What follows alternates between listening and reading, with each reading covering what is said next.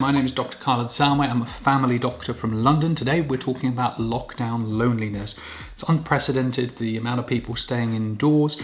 It's going to take a toll on our mental health, and loneliness is one of the key factors in there. So what I want to do with this video is at the beginning I want to talk about some of the causes of loneliness, and at the end I want to give you some practical steps that can help you reduce your loneliness. So hope this really helps. Loneliness is sometimes a sign that we're not getting adequate social interactions that we desire, or that perhaps the social interactions we have are not fulfilling enough. Loneliness can sometimes be a natural part of life. It depends on the circumstances, like we're in this pandemic at the moment, and it is natural to feel lonely at times.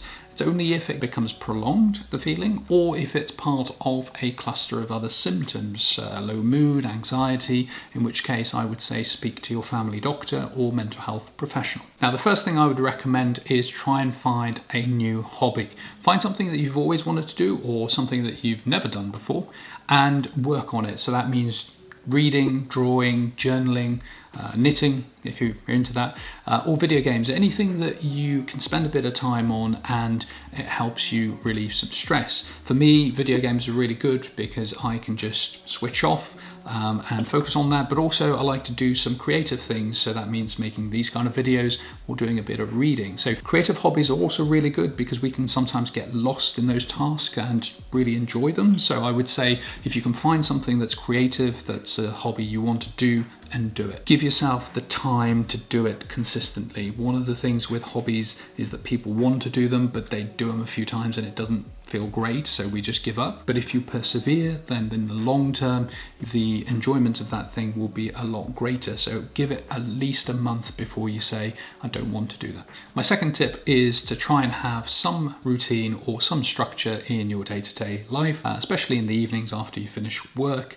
Often it can give us a bit of purpose, and I know from personal experience that if I don't have anything to do in the evening, I can be on the settee. I guess that's when this kind of feeling of loneliness can set in. So having some routine and being productive, keeping yourself busy can be useful. You should have times where you can just relax and detox from a busy day. So one of the things I like doing is when I'm doing tasks like cooking or cleaning, put the headphones on and I'm listening to an audiobook or a podcast. It's about finding those little gaps in terms of our day-to-day life and filling it with things we enjoy doing. Tip number 3 is self-compassion is king. So often we can be a bit tough on ourselves. We are our own toughest critics, and you're living in unprecedented times. You're going through a pandemic and it's a difficult part of life at the moment, and you're getting through it, and that's the important thing to think about. There may be days where you have a low energy day, tough day at work, or things in the house have been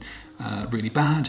It's important to have things that you can do to get your energy levels back up. So that can be watching childhood movies, The Goonies, that can be having a bath, doing some meditation, doing exercise, having the food that you love, listening to the music you love, things that basically just bring your energy levels up and just cuddle you like with a big blanket. So I think it is important to show that compassion to yourself, not be tough on yourself, but in a couple of years you'll look back and you'll say, gee, I made it through a pandemic. One thing I like to do is to keep a TLC box. So a TLC box is basically a box that has all the kind of things you like to do when your energy levels are low. So write them on a little piece of paper, put them in a box, all the things I've listed. And then on a day when you're feeling low, you can just pick one of them and you treat yourself. So it's like a mystery treat box. Now, I've mentioned it before, but it's so important. I'm just literally going to come back to it again. Exercise. It works wonders for me. When we feel low or we feel lonely, focusing on the physical is such an important part of getting our mental health better. So I would be looking at doing exercise every single day if you can, but also to try and get outside. Often getting started with exercise can be difficult, so try and give yourself as little to do in terms of a barrier to start exercising. So the night before, leave your tracksuits, your trainers, your socks on the table just before you go out. Keep it somewhere so that you don't have to look for clothes when you have to exercise, so you think I can't be bothered to do that. So you reduce the barriers to exercise, and exercise even if you don't want to exercise. How many times have we said, I didn't want to go exercise today, but how good do I feel afterwards? Just get yourself out there, and if you do it consistently, the research has shown the health benefits are incredible for mental health. Number 5 is connect with people. We are social animals. We were built that way. So I think part of the core of trying to reduce our loneliness is to connect with people. So that means connecting with family members, friends, and talking to people using technology nowadays. You've got FaceTime, you've got WhatsApp, and I think connecting is really, really important. But also a more important part is showing to people that you care about them. Often loneliness comes from people feeling that other people don't really care about them, or they're not anybody else's number one. It is important as well as to receive, but also to give. So if there's somebody that you haven't spoken to in a while, or you want to check up on, it's always just worth dropping that message. Hey, how's it going? Haven't spoken to you in a while, just wanted to make sure you're okay. Because that connection will help both sides. It will help you, but also it helps the other person. And if we do that and everybody does that, then the world is a better place. Cheesy, I know. Things are a bit difficult with a pandemic. You can't go to a book club or meet up with friends or volunteer, but a lot of those things can still happen online.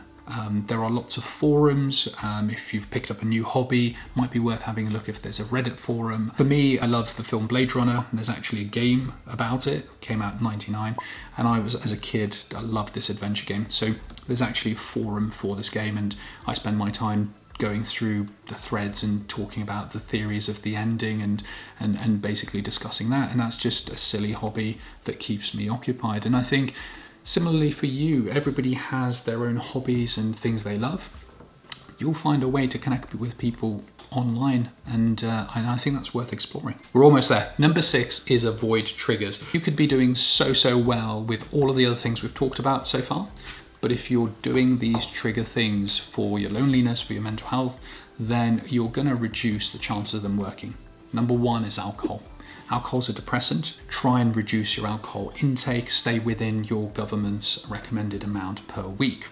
Number 2 is recreational drugs. Self-explanatory. Don't do it. Lots of chemicals in the brain. Doesn't do good things to your brain. Number 3. Actually, I forgot what number 3 was. Hold on. I didn't write it down because it was so obvious. Oh yeah, social media. Number 3, social media. Social media is a double-edged sword. Technology is fantastic now. I can use social media to contact my granddad, like I told you about, and see him almost in person. But also we can spend a lot of time on there. And there is this kind of thing with social media, is that we're seeing the best versions of people. We're seeing, same with this video, you're seeing take number, 7 or 8 of me trying to get this right. 40, she says 45. Highly unlikely.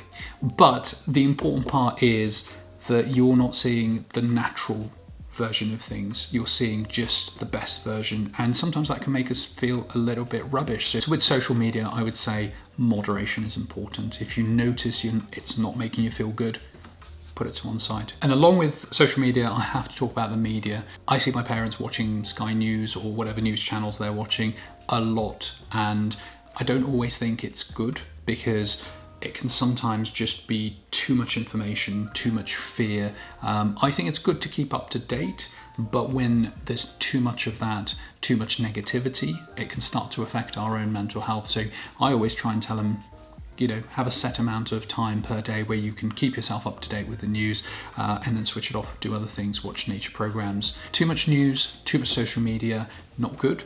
Moderation, keep yourself up to date, connect with friends, good. That's quite simple. That's it. So thank you for watching all of the video. If you found it useful, then please drop me a follow. I make health videos to try and make you healthier and happier.